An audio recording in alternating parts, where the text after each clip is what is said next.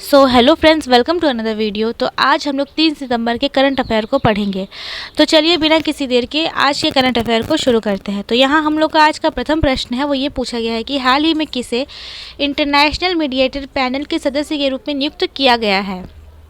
तो इसका सही आंसर क्या है? ए, एन.वी. रमना। तो अभी हाल ही में एन.वी. रमना को इंटरनेशनल मीडिएटर पैनल के सदस्य के रूप में नियुक्त किया गया है। और अगर बात की जाए डी.वाई. चंद्रचूड़ की, तो वो भी कौन है? तो वो चीफ जस्टिस ऑफ इंडिया है। अब हम लोग बढ़ते हैं हमारे नेक्स्ट क्वेश्चन की तरफ। तो यहाँ पे हम लोगों से ये पूछा गया है कि हाल ही में विश्व संस्कृत दिवस कब मनाया गया। तो इसका सही आंसर क्या है? ए, 31 अगस्त। तो अभी हाल ही में 31 अगस्त को विश्व संस्कृत दिवस मनाया गया। और ये दिवस क्यों मनाया जाता है? तो विश्व संस्कृत दिवस प्रत्येक वर्ष जो है श्रावण माह के पूर्णिमा तिथि अर्थात फुल मून को, जब फुल मून आता है तब मनाया जाता है। और यह एक प्रतिष्ठित संस्कृत विद्वान और व्याकरणकार पाणिनि की जयंती पर उन्हें श्रद्धांजलि के रूप में मनाया जाता है। अब हम लोग बढ़ते हैं हमारे नेक्स्ट क्वेश्चन की तरफ। तो यहाँ पे ये पूछा गया है कि हाल ही में नागरिक उड्डयन मंत्री ने उत्केला हवाई अड्डे का उद्घाटन किया, यह किस राज्य में है? तो इसका सही आंसर क्या है? डी, ओडिशा। तो अभी हाल ही में नागरिक उड्डयन मंत्री ने उत्केला हवाई अड्डे का उद्घाटन किया, जो कि ओडिशा राज्य में है। और ओडिशा राज्य का ये 5वां हवाई अड्डा है। और इस हवाई अड्डे को जो है भारत सरकार की उड़ान योजना के तहत क्षेत्रीय हवाई अड्डे के रूप में विकसित किया गया है। और इस हवाई अड्डे को बनाने में कितने रुपए की लागत लगी? तो 31.07 करोड़ रुपए की लागत इस हवाई अड्डे को बनाने में लगी है। अब हम लोग बढ़ते हैं हमारे नेक्स्ट क्वेश्चन की तरफ। तो यहाँ पे हम लोगों से ये पूछा गया है कि हाल ही में अंतर्राष्ट्रीय मैच खेलने वाले पहले ट्रांसजेंडर क्रिकेटर कौन बने? तो इसका सही आंसर क्या है? ए, डैनियल मैकगेही। तो अभी हाल ही में अंतर्राष्ट्रीय मैच खेलने वाले पहले ट्रांसजेंडर क्रिकेटर डैनियल मैकगेही बने हैं। और ये कनाडा से बिलोंग करते हैं। ये जो डैनियल मैकगेही है, ये पहले पुरुष थे, बाद में इन्होंने जाकर के अपना जेंडर चेंज करवाया। अब हम लोग बढ़ते हैं हमारे नेक्स्ट क्वेश्चन की तरफ।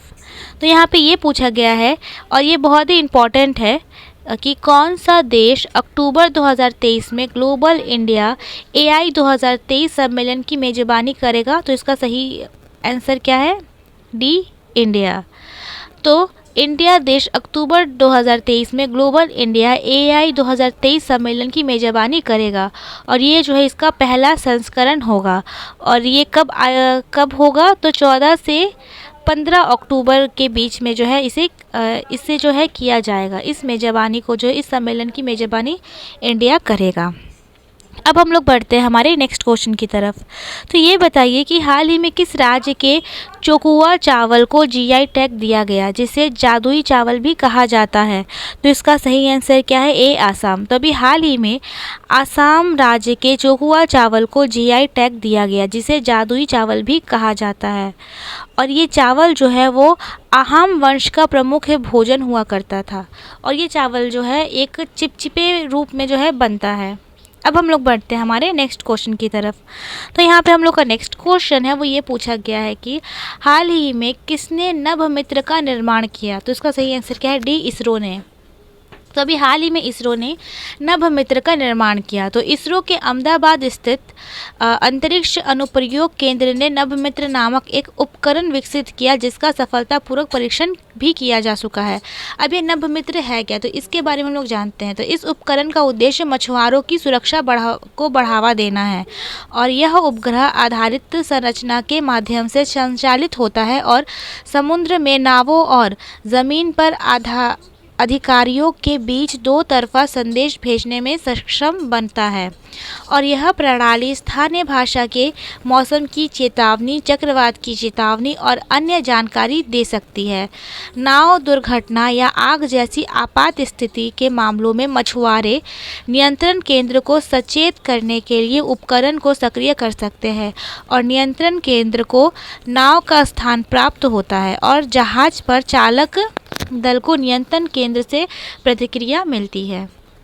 अब अगर हम लोग यहाँ बात करें इसरो की, तो इसरो की स्थापना, इसरो का पूरा नाम क्या है? तो इंडियन स्पेस रिसर्च ऑर्गेनाइजेशन। और इसकी स्थापना होती है सन 1969 में। और इसका हेडक्वार्टर कहाँ है? तो बेंगलुरु में। और इसके चेयरमैन कौन है? तो एस सोमनाथ। अब हम लोग बढ़ते हैं हमारे नेक्स्ट क्वेश्चन की तरफ। तो यहाँ पे हम लोगों से ये पूछा गया है कि हाल ही में किस बैंक के ग्राहकों के लिए इन्फिनिटिव सेविंग अकाउंट लॉन्च किया गया। तो इसका सही आंसर क्या है, ए एक्सिस बैंक। तो अभी हाल ही में एक्सिस बैंक के ग्राहकों के लिए इन्फिनिटिव सेविंग अकाउंट लॉन्च किया गया।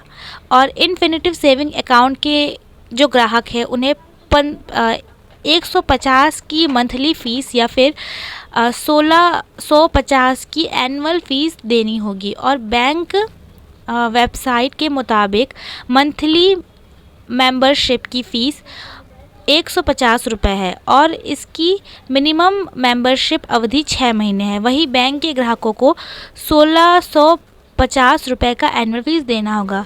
ये तो एनुअल फ़ीस देना ही होगा, साथ में इसके साथ बहुत से ऐसी सुविधाएं मिलेंगी जो और किसी अकाउंट में नहीं मिलती हैं, जैसे कि एटीएम से पैसे उठाने को लेकर के, या फिर ज़्यादा से ज़्यादा अमाउंट रखने पे, या फिर बहुत कम अमाउंट रखने पे जिस पे जो है पैसे कटते हैं। अब और अगर बात करें एक्सिस बैंक की, तो इसकी स्थापना होती है सन 1993 ईस्वी में और इसका हेड क्वार्टर मुंबई में है। और इसके सीईओ कौन है, तो अमिताभ चौधरी। और इसकी टैगलाइन क्या है, तो बढ़ती का नाम जिंदगी। अब हम लोग बढ़ते हैं हमारे नेक्स्ट क्वेश्चन की तरफ। तो यहाँ पे ये पूछा गया है कि हाल ही में योगी आदित्यनाथ ने कन्या सुमंगला राशि को 15,000 रुपये से बढ़ाकर कितना करने की घोषणा की है। तो इसका सही आंसर क्या है, डी 25,000। तो मुख्यमंत्री योगी आदित्य ने कन्या सुमंगला राशि के रुपयों को 15,000 से बढ़ा के 25,000 करने की घोषणा की है। और इस योजना की जो शुरुआत है वो 25 अक्टूबर 2019 में लखनऊ में की गई थी। और इन पैसों को जो है 6 चरणों में बालिकाओं को दिया जाता है। तो इसमें होता क्या है, तो इसमें जो है सबसे पहले नवजात बालिकाएं जिनका जन्म एक तारीख अप्रैल महीना 2019 या उसके पश्चात हुआ है, उनको 2,001 मुश्त धन राशि से लाभान्वित किया जाता है। और वह बालिकाएं सम्मिलित होंगी जिनका 1 वर्ष के भीतर संपूर्ण टीकाकरण हो चुका होता है और उनका जन्म 4 अप्रैल अर्थात 2018 में होता है। तो इससे पूर्व ना हुआ हो तो उनको 1,001 मुश्त धन राशि से लाभान्वित किया जाता है। और ये जो पैसे हैं ये बालिकाओं को दिए जाते हैं। उनके ग्रेजुएशन तक जो है उन्हें 6 चरणों में इन पैसों को दिया जाता है। अब हम लोग बढ़ते हैं हमारे नेक्स्ट क्वेश्चन की तरफ। तो यहाँ पे हम लोग का नेक्स्ट क्वेश्चन है वो ये पूछा गया है कि हाल ही में रेलवे बोर्ड के नए अध्यक्ष और सीईओ के रूप में किसे नियुक्त किया गया था। इसका सही आंसर क्या है, बी जया वर्मा सिन्हा। तो अभी हाल ही में जया वर्मा सिन्हा को रेलवे बोर्ड के नए अध्यक्ष और सीईओ के रूप में नियुक्त किया गया है। और ये क्वेश्चन बहुत ही ज़्यादा इम्पॉर्टेंट इसीलिए हो जाता है क्योंकि जया वर्मा सिन्हा पहली महिला अधिकारी, रेलवे बोर्ड की जो है पहली महिला अधिकारी फिर सीईओ बनी हैं। और जया वर्मा सिन्हा किन के स्थान पे आई है, तो अनिल कुमार लाहौटी के स्थान पे जो है इन्होंने उनका स्थान लिया है। अब हम लोग बढ़ते हैं हमारे नेक्स्ट क्वेश्चन की तरफ। तो यहाँ पे ये पूछा गया कि हाल ही में 7th ग्लोबल फैसिलिटी असेंबली कहाँ आयोजित की गई। तो इसका सही आंसर क्या है, बी कनाडा में। तो हाल ही में 7th global environmental facility assembly Canada में आयोजित की गई।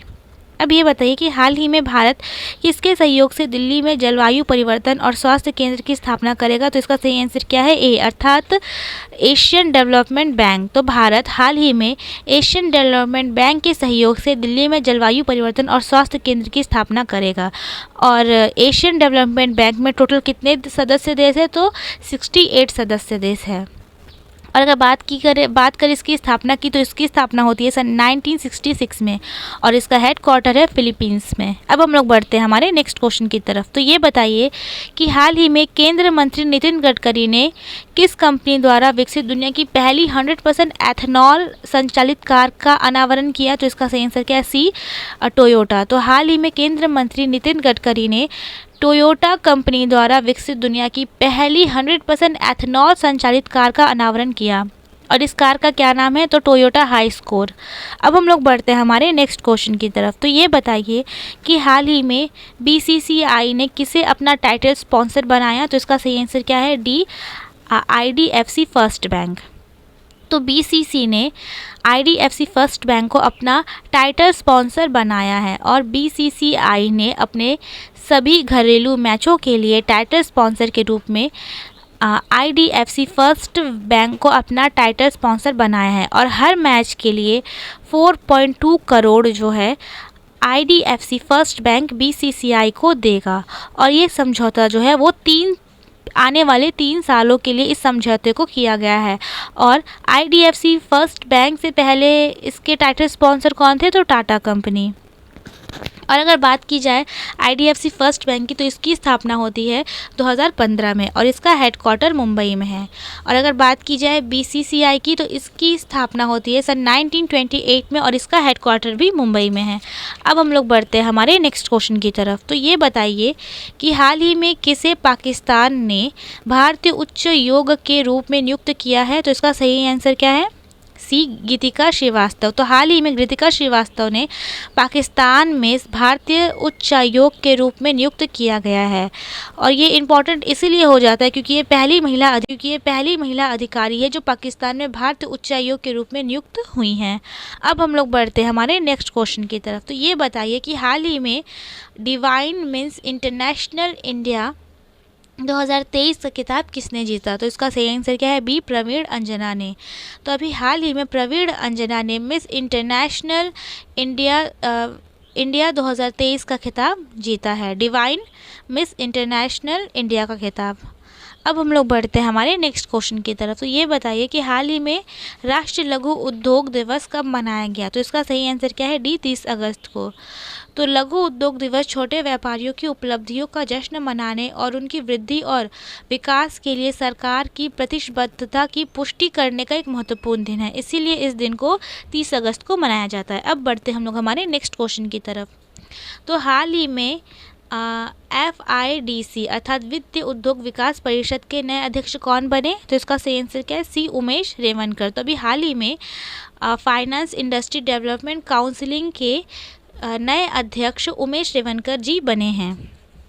अब बढ़ते हैं हम लोग हमारे नेक्स्ट क्वेश्चन की तरफ। तो ये बताइए कि हाल ही में वुमेन्स 5 एशियंस हॉकी का खिताब किसने जीता? तो इसका सही आंसर क्या है? सी, इंडिया ने। तो अभी हाल ही में इंडिया ने वुमेन्स 5 एशियंस हॉकी का खिताब जीता है और इंडिया ने थाईलैंड को हरा के इस खिताब को जीता। और इस मैच की जो आयोजना है वो ओमान शहर में हुई थी, ओमान में जो है किया गया था इसका आयोजन। अब बढ़ते हम लोग हमारे नेक्स्ट क्वेश्चन की तरफ। तो ये बताइए कि हाल ही में किस राज्य फिर यूनियन टेरिटरी के भद्रवाहा राजमा और रामबन जुलाई शहद को GI टैग मिला? तो इसका सही आंसर क्या है? B, Jammu and Kashmir. तो अभी हाल ही में जम्मू एंड कश्मीर राज्य के भद्रवाहा राजमा और रामबन सुलाई शहद को GI टैग मिला है। और जम्मू कश्मीर के में जो GI टैग मिला भद्रवाहा राजमा और शहद को, ये डोडा जिले को जो है GI टैग मिला। डोडा जिले के भद्रवाहा राजमा और रामबन सुलाई शहद को GI टैग मिला है। सो फ्रेंड्स, आई होप आप लोग को वीडियो पसंद आई होगी। अगर पसंद आई so please like and subscribe करें और हाँ, शेयर करना तो बिल्कुल भी मत भूलना। मिलते हैं अब नेक्स्ट वीडियो में। Thanks for watching.